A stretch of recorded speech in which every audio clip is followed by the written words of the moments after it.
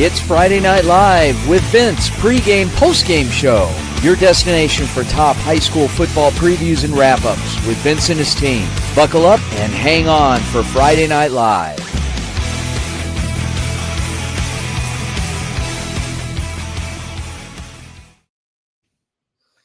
Good evening, ladies and gentlemen. Welcome to another edition of Friday Night Live pregame show presented by the Varsity Sports Show. My name is Vince DeLisio, and so excited. Back with our old friend from UNLV in Las Vegas, Nevada, Ansley Pavlicek. Ansley, so another great week of high school playoff football. Some exciting stuff. How you feeling? I'm feeling great. It looks like we have some great matchups going, so definitely going to see how these play out. Yeah, I'm excited as well. I think it's good stuff. We've got a lot of great matchups, as you said, coming up, and we're going to be previewing those matches with our incredible team. The first thing I wanted to do was ask you a little bit about yourself, Ansley. So you are at UNLV. You're a Las Vegas native. How are you liking the school? I actually really love it. So it gives me a great opportunity to expand and do whatever, because we actually have a great studio at Greenspun where our journalism building is, and it gives me a lot of opportunity to be behind camera, be in front of camera, be in the control room, and I have a really great mentors and a great professor in Kevin E. Martin. So I'm glad I'm at UNLV. One of the best in the business. So good stuff. Awesome. Okay. Well, with that, let's head on up to Northern California to kind of kick things off with our very own Rodolfo Gomez and see what he's up to. Rodolfo, how are you, sir? Good, Vince. How you doing? You know what? Not too bad. Absolutely. What I wanted to do actually is since Ansley kind of kicks things off for us, I wanted to bring her back in and let her handle this interview with yourself. Ansley, take it away. Hey, Rodolfo, how are you doing tonight? Good, Ansley. How you doing? I'm doing good. And, last time we talked, the playoff bracket was just beginning to was going to be put out for Sacramento. What are some games you're looking forward to seeing? Well, there's two games I'm looking for that are going to define this bracket. It's basically going to be Folsom against Downey. That's an important matchup because Folsom is heavily favored to go their fifth straight section championship. And I know, and also will be Grant and Edison. Grant is very important because last year they faced Folsom in the finals, and that's another contender that we will see in these upcoming days. And they're very favored also, but not as much as Folsom is. So important matches in both of these games. Yeah, definitely. I mean, you mentioned, Edison's another contender. Who do you think could give who do you think who can give Folsom some competition? Well, let me tell you a team that is very underrated, that's not been given much attention. That would be Oak Ridge. Oak Ridge is a team that is very competitive, has not yet doesn't have any commits yet for this year. But it's a team that is very organized, very disciplined. And that's another team that could give Folsom his dues. But we will see what happens in this playoffs. This playoffs will be very competitive, and teams are looking forward to take down Folsom. That's the main goal.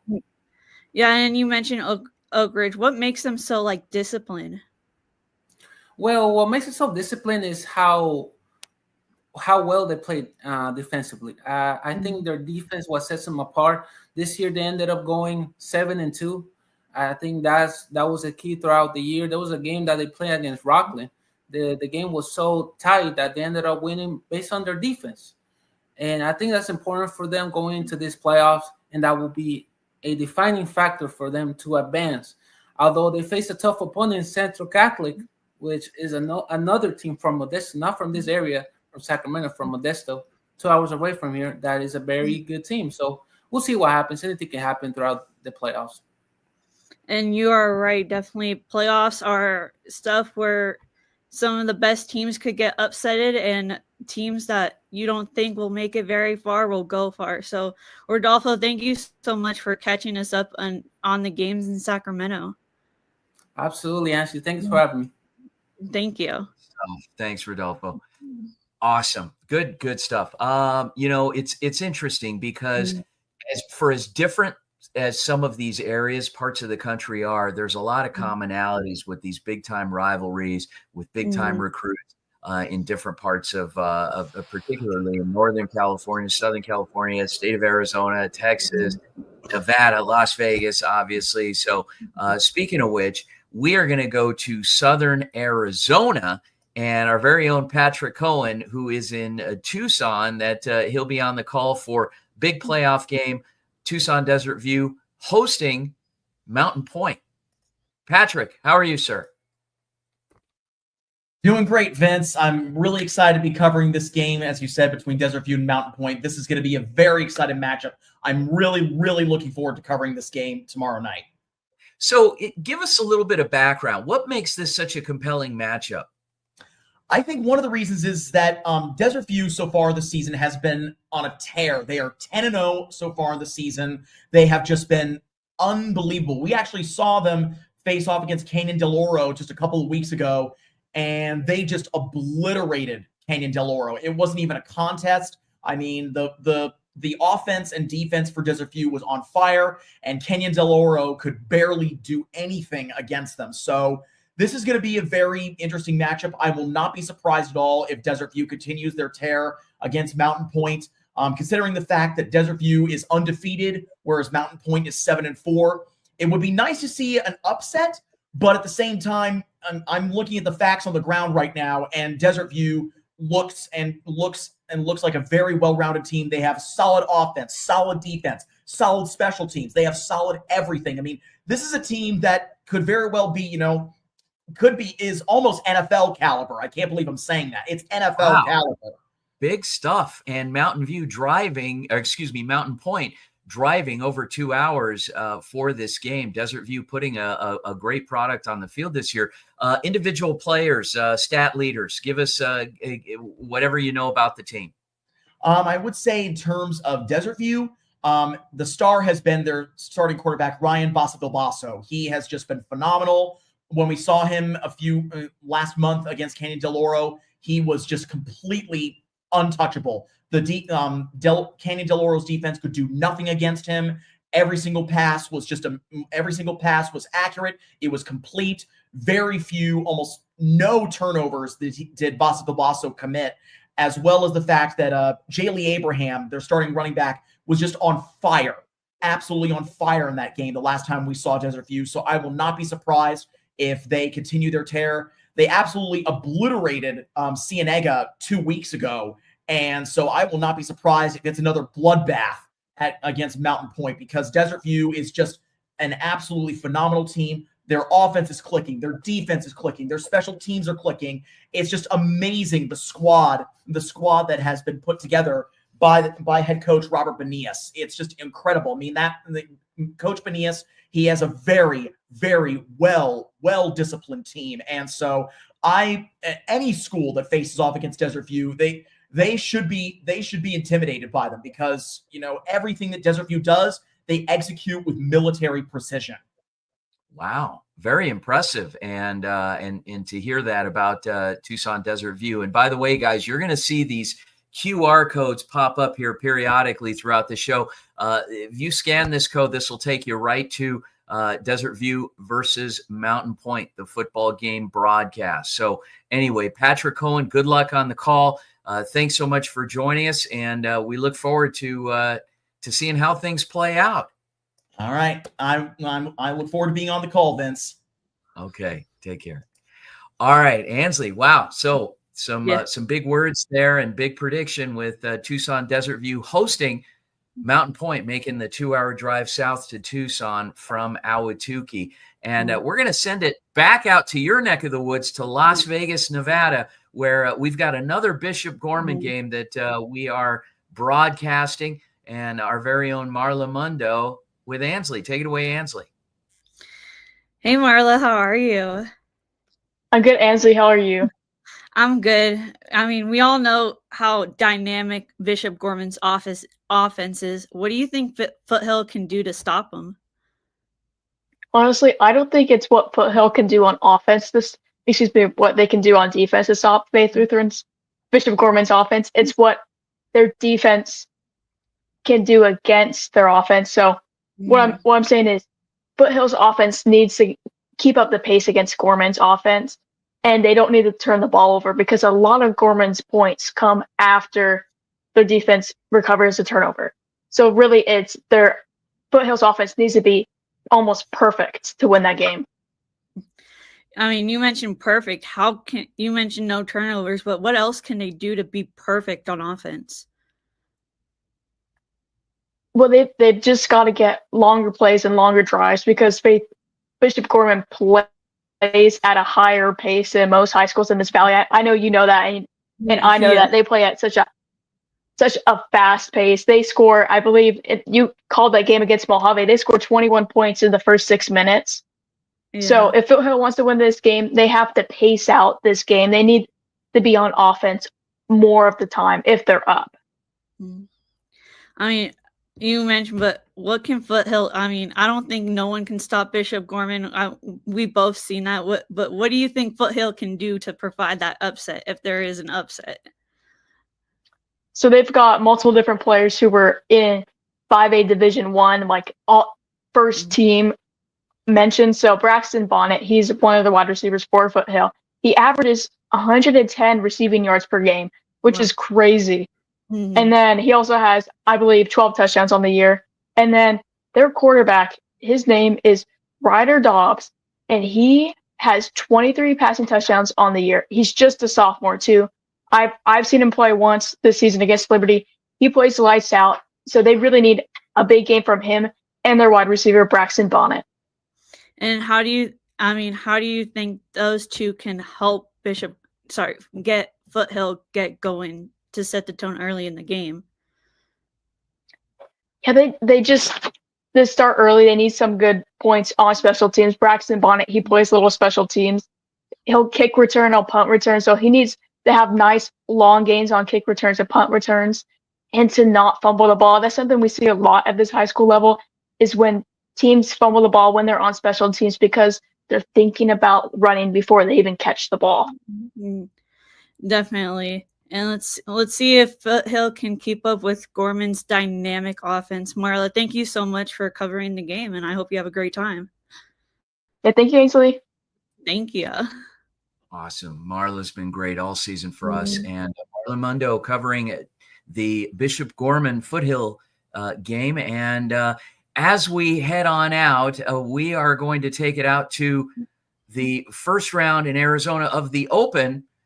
Mountain View High School hosting Centennial with Keithan Thomas. Keithan, how's it going? It's going great, Vince. This just talking about the game, this is probably the most excited I've been to call a game thus far. There's so much. Pray tell why. Tell me why. Well, okay, let's start simple, right? So this is a rematch of the 6A championship from last year, Centennial and Mountain View, where Centennial from the 14 seed came all the way back and defeated Mountain View. Now, these two teams both share similar DNAs, both high-powered offenses, and they don't really allow a lot of points. On Mountain View side, we've talked to death about the greatness of Brady Goodman, and what I would say is the top wide receiving core in the state of Arizona in Ziggy Galaviz, Talon Arnett, and Teo Weeks, all incredibly dynamic players. But then on the flip side with Centennial, their offensive line is bookended by two D1 commits in Benjamin Lothar going to Stanford, which is a huge program, and then Ty Gates, who is committed to New Mexico. So it's going to be a crazy game. It's going to be what I predict to be a little bit of a track meet. It's going to be very, very interesting to see what goes on there. You mentioned Centennial last year as a 14 seed. They were, as far back as I can remember, the only 3-7 team to run the table in the postseason and win a state championship. And it's unbelievable to even think that, especially with like how the playoffs have been set up, there's a lot of 4-6, 3-7, 5-5 teams whose season you thought would be done and dusted. But Centennial is a program that is known to be a very successful program. They flipped the script this year, 7-3. They actually outplaced Mountain View in terms of record. Mountain View's coming in at 6-4, but in terms of strength of schedule, Mountain View will be hosting this game, which will be a little bit of an interesting spin. Let's see if the Toros can potentially take advantage of that. One thing I will mention, or I think will be a factor, Mountain View has struggled a little bit at the beginning of the games where they've lost, especially to their big opponents, Liberty, Basha, Red Mountain. They had a little bit of a slow get up out of the gate. So that's something I'm watching for tonight to see if Mountain View can start off strong. And if they can, I would foresee them taking a very big lead to start and then taking the rest of the way through. Keith, and if I'm not mistaken, you're an alum. A little bit. Is my bias showing? Is my bias showing just a little bit? A little. Just a tad. Just a sad. Listen, I would love to see my Toros win a state championship. It's been too long. It's been a little too long. I would like to see the campus of champions be champions once more.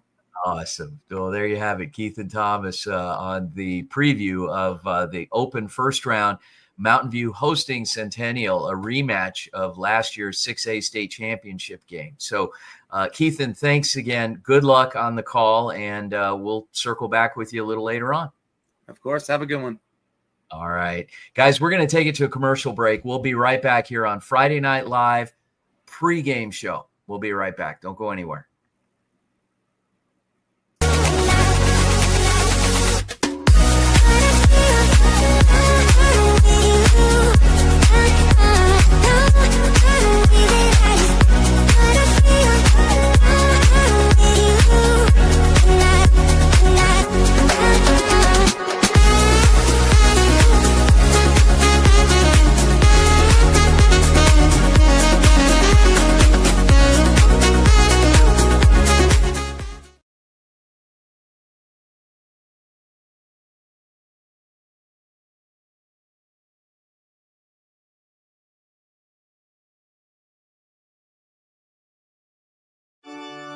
Hello, Varsity Sports Show family. I'm Tommaso Perez from ASU.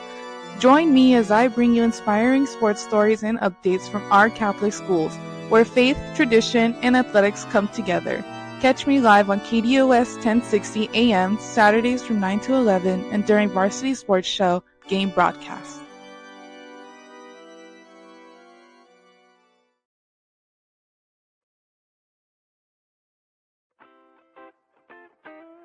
The Angry Crab Shack in Tempe, with an experience so good it remains indescribable, with something for every seafood lover. Try one of their amazing custom seafood boils, sandwiches, appetizers, and salads. Angry Crab Shack Tempe is located east of I-10 on Warner Road, 480-674-3847. The Angry Crab Shack in Tempe. Come ready to eat.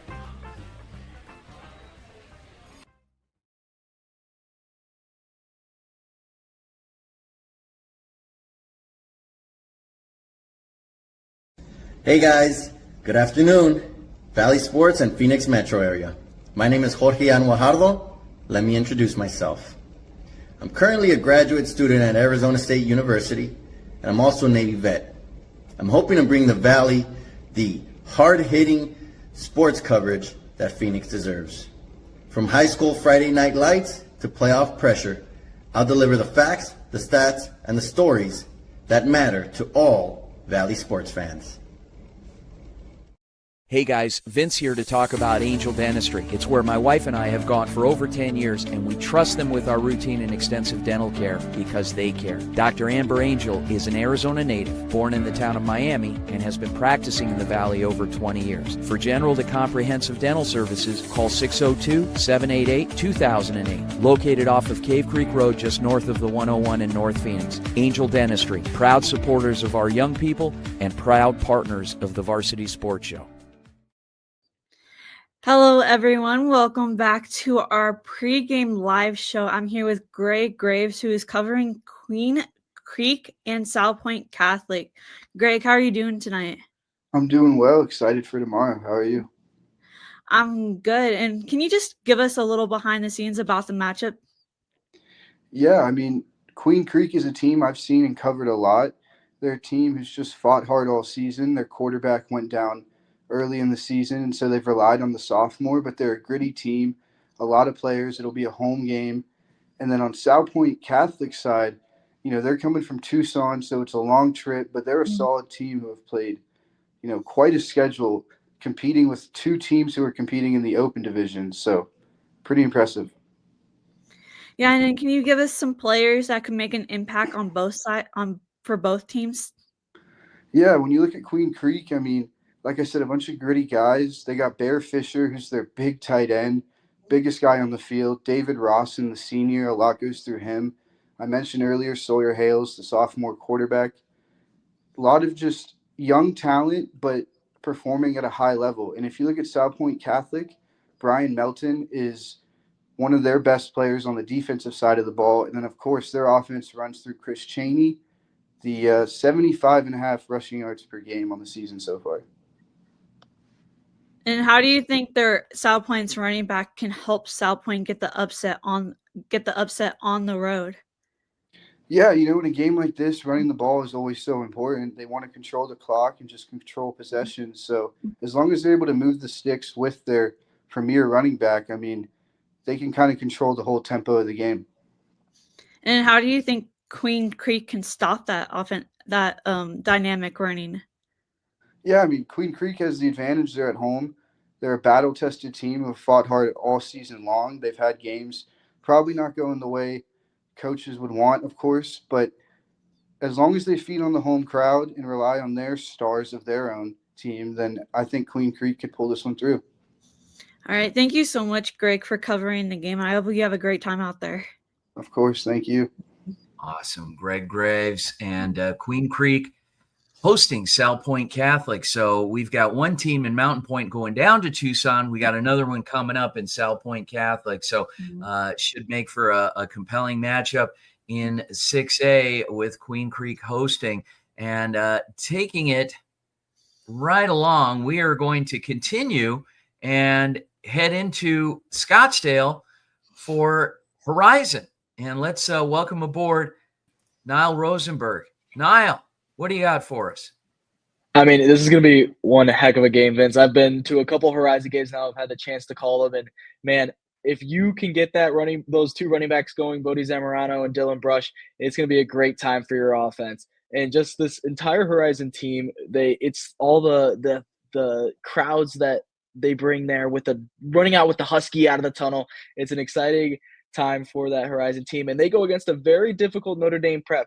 This one guy I got for you, Vince, Nate Jones, 23.5 tackles for loss this season. I mean, what a player, what a good defensive guy. And on the same time, for Notre Dame prep, they have a fantastic running back, Decker Haskins-Smith, who's been really solid this season.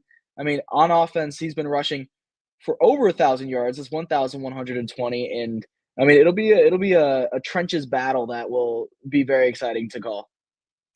I want to know, this is not the first time they played this season, and the last one was quite an exciting finish. Give us kind of a quick recap of that one. Yeah, I mean, when you have a triple OT game, what more do you want out of a football game? I mean, these two teams are extremely close. That's how close they are, triple overtime. And it was a battle of these running backs. I mean, Zamorano had 82 yards. Landon Stitch on the other side for Notre Dame prep had 3 touchdowns with 90 yards. And so just absolute chaos, high scoring. We'll see if it happens again. But, man, just talking about it now fires me up. Well, not only that, there's a phenomenal freshman running back for the Horizon Huskies as well that's been making a splash this season in relief of the senior Zamorano. Yeah, Dylan Brush has been absolutely fantastic this season. I mean, he normally, the first couple games I called of them, he would come in those fourth quarter situations where, he's not needed. They'll just have him go. And then when Brush is able to get activated like he has been all season, he's been fantastic. I mean, he leads the team in rushing touchdowns, right? He's got 9 to Bodie's 8. And so he's someone who, for the next couple of years, Horizon high school fans, Husky fans, you're going to love him. Awesome. Well, there you have it. Niall Rosenberg. Niall, good luck on the call. Horizon, Notre Dame Prep, Part 2. So looking forward to this one, and we'll let you go, and we look forward to a recap. So thanks again, Niall. Of course. Thank you very much. All right. There you have it. Ansley, so coming up, we are going to take it out to Gilbert, Arizona, with our very own Greg Zabert. Take it away, Ansley. Hey, Greg, how are you doing tonight? I'm well. How about you? I'm doing good. I mean, man, Gilbert North has been amazing this season. How do you think they can use that momentum heading into this playoff game? Yeah, I like that you talk about the momentum that they have. They currently are on a 6-game win streak in which all of their wins have been by more than 20 points. This is a team taking a ton of momentum in there. They've been playing some fantastic defensive football. They held Mountain Point to only 3 points in their last game. That was 2 weeks ago in the regular season because they got the bye week last week due to the fact that they're the 2 seed. This is a defense that's averaging almost 2.5 turnovers a game. They pick the ball off really well, force a lot of fumbles. They're just a really, really complete defensive team. And I think that's going to be their key to victory against Mountain View. Yeah. And who are some players that we should look out for both teams? Yeah, I'll start on ALA Gilbert North since we were talking about them. I think that they've got a great wide receiver quarterback duo in Ben Livingston and Isaac Massey. Livingston currently has 26 touchdowns, only 4 interceptions. He's having a fantastic season. And then Massey has been just a fantastic red zone option. 700 yards is decent, but 13 touchdowns is really incredible. This is a duo that everybody should be looking for when ALA gets down to the 20, that type of situation, because that connection's been really good there. And then on the defensive side of football, guys like Stockton and McKinney are some of their stars. Gavin McKinney has 14 tackles for loss and 10 sacks, a couple of forced fumbles as well. And then Dye, the defensive back, has 5 interceptions. This is a really, really complete ALA Gilbert North team. On the other side of things, Mountain View is not necessarily as complete of a team, but they certainly have just an incredible running back in Drake Davis. Drake Davis currently has 1,423 yards, had a great game last week in the win against Buena when Mountain View was able to kind of win the wild card game. I guess you could put it that way. So 1,400 yards on the season. He's averaging 7.3 yards per carry and has 12 touchdowns to his name. He's fantastic. And he's kind of, if ALA Gilbert North has Massey and Livingston in the red zone, they have Davis in the red zone. This is just a team that is fully bent on the run, and I expect them to use that a lot. So that's what I'll expect for tomorrow. A big running game from Mountain View. Yeah, and then you look at Mountain View and that running game. How do you think they can exploit that you mentioned they have Gilbert has a really nice defense. How do you think Mountain View can exploit that defense? I think it's going to be a really difficult game for Mountain View to win if they purely rely on the run. I think that some of this success has got to be bent on their quarterback. And Bryn, the senior, he's only thrown 83 passes so far this season, and he's been the quarterback every single game. This is a passing offense for Mountain View that has 442 passing yards to this season. They have very, very rarely used the passing play, and I think – early on in the game, I think that they should use kind of a strategy. Just try to catch ALA off guard. Maybe run some passing plays, try to hit something downfield, maybe run a trick play.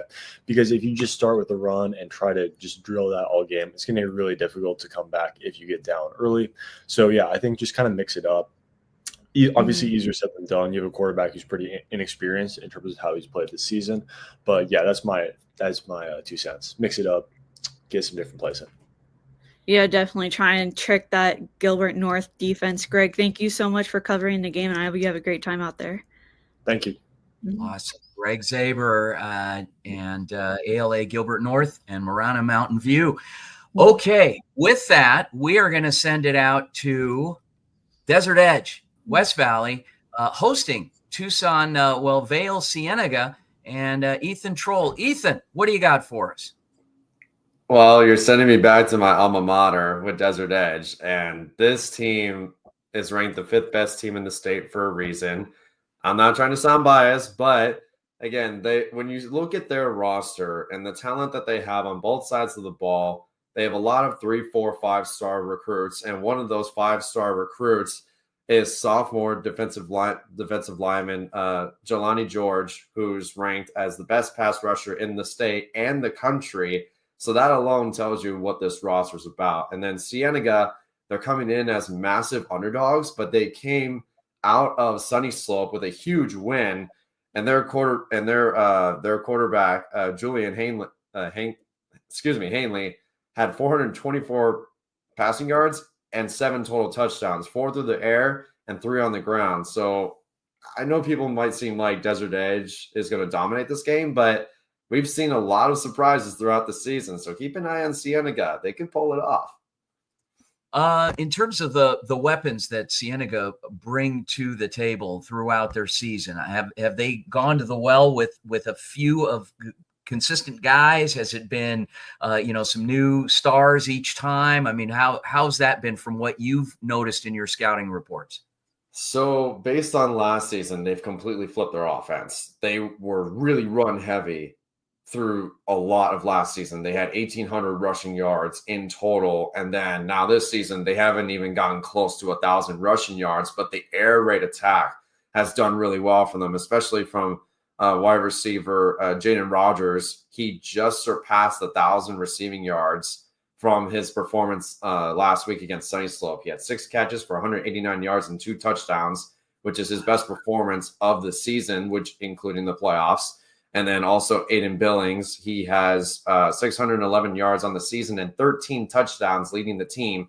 So with those two guys being very consistent, they've been able to put up a good amount of points and be able to be consistent through the air. Amazing. It's going to be a heck of a shootout tomorrow, out at Desert Edge with Desert Edge hosting Cienega. Big game, and looking forward to it. Excited to get you on the call. Thanks so much, Ethan Troll. Nice work. Of course. Thank you, Vince. Have a good night. All right. Guys, we'll be right back here after the break on Friday Night Live pregame show. Don't go anywhere. The Angry Crab Shack in Tempe, with an experience so good it remains indescribable, with something for every seafood lover. Try one of their amazing custom seafood boils, sandwiches, appetizers, and salads. Angry Crab Shack Tempe is located east of I-10 on Warner Road, 480-674-3847. The Angry Crab Shack in Tempe. Come ready to eat.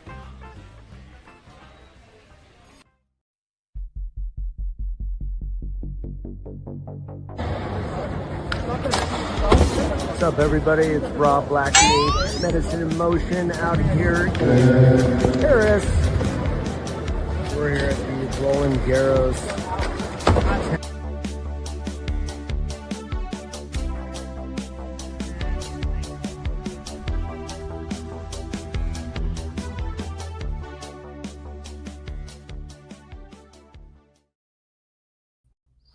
All right, you guys. So back here for Friday Night Live pregame show with Ansley Pavicek. Ansley, going to be an exciting night of high school football. Looking forward to it. Also looking forward to the postgame wrap on our postgame report at 10 p.m. Coming back and hearing from those same field correspondents and a few more of some other games. So any final thoughts on the games? Well, I think it's going to be interesting. I gotta head it up back to NorCal and in Sacktown because Folsom is looking for that 5-peat, but there's some other competitors I would like to take it from them. So okay, well there you we'll definitely get Rodolfo's take on it when he comes back and gives us a post-game report. So on behalf of our amazing team, all the great games out there tonight. And our very own co-host from the University of Nevada, Las Vegas, Ansley Pavicek. My name is Vince Delicio. Thanks again for tuning in to the Friday Night Live pregame show. We'll see you after the games. Take care.